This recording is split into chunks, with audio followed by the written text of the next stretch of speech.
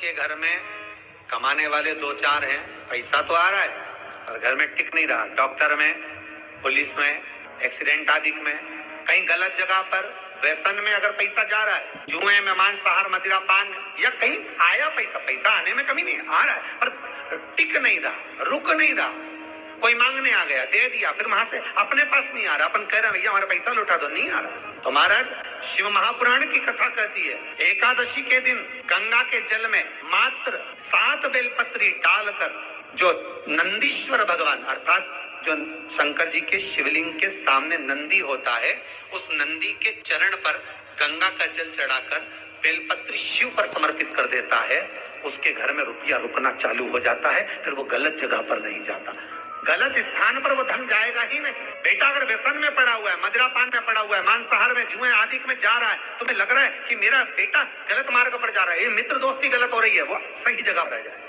कई लोग इसको धन के लिए भी करते हैं, संपदा के लिए अर्थात जिसका व्यापार नहीं चलता, जिसके घर में पैसा नहीं आता, या नौकरी नहीं लग रही, या सर्विस नहीं लग रही, आप अप्लाई कर रहे हो, जगह जगह जाकर इंटरव्यू भी दे रहे हो और पैसा नहीं आता, तो उसके लिए भी प्रयास किया जाता है। पर उसके लिए यहाँ पर जो धन के लिए करते हैं, उसके लिए विष्णुपदी के लिए करते हैं। मतलब जैसे गंगा के जल में तुलसी के 11 पत्ते डाले जाते हैं। कितने पत्ते डालते हैं?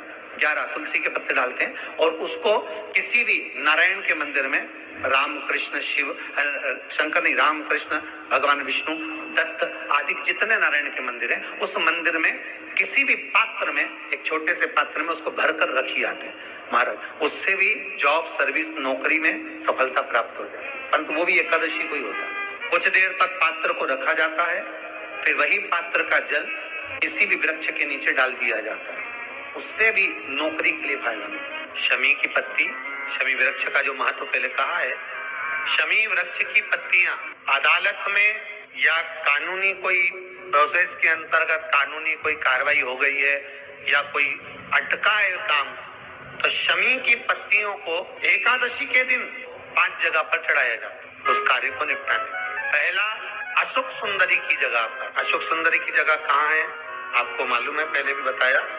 जैसे ये शिवलिंग है, ये जलाधारी गोल, उसके सामने ये चरण, बीच में जो एक मोटी सी लाइन होती है वो अशोक सुंदरी की जगह है। तो अशोक सुंदरी की जगह पर शमी पत्र को चढ़ाया जाता है। अब शमी पत्र अशोक सुंदरी की जगह पर एक स्थान, दूसरा शिवलिंग के ऊपर, तीसरा जहां शिवलिंग रखा है, जहां शंकर का शिवलिंग रखा है, उस कटी भाग पर शमी पत्र को चढ़ाया जाता है। चौथा, नंदी का जो चरण उभरा उठा हुआ दिखे वहां शमी पत्र चढ़ाया जाता है।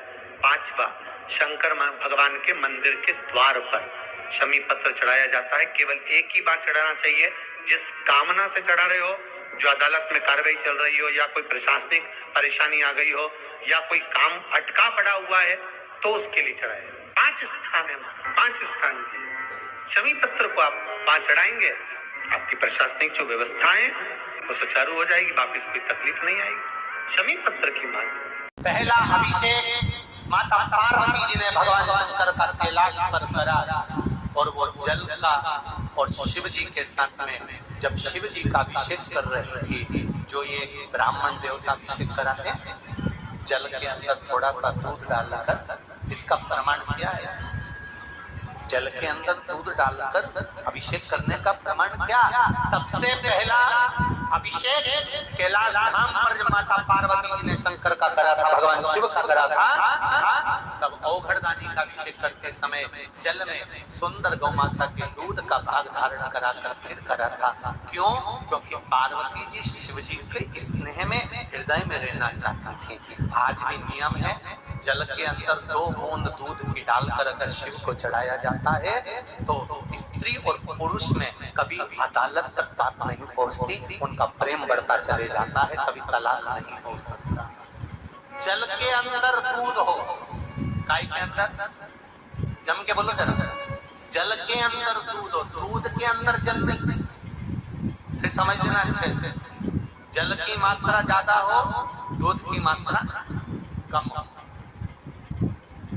थोड़ा सा मात्रा, इसलिए बाल्टी भर पानी में थोड़ा सा दूध ब्राह्मण देवता डाल देते हैं, अभिषेक करा देते हैं, तो वो प्रेम बढ़ा। पद्म पुराण में लिखा है और विष्णु पुराण में, एकादशी के दिन द्वादशी भी पड़ जाए एकादशी के दिन त्रयोदशी भी पड़ जाए, मतलब एकादशी, द्वादशी और त्रयोदशी तीनों तिथियां एक साथ पड़ जाए, और उस दिन एकादशी का व्रत जो रख लेता है उसको हजारों एकादशी का पुण्य फल प्राप्त हो जाता है। फिर वो जिंदगी में एकादशी करे चाहे ना करे। और फिर ध्यान देना, कोई मर रहा है, कोई तड़प रहा है, और आपने तो अपने जीवन में एक ही एकादशी करी और वो कौन सी त्रिविधि, और मान लो कोई मर रहा है तो आप उसमें से अपनी एकादशी में से आप 5 एकादशी दे सकते, भले आपने एक करी हो, क्योंकि आपने हजारों कर ली एक साथ।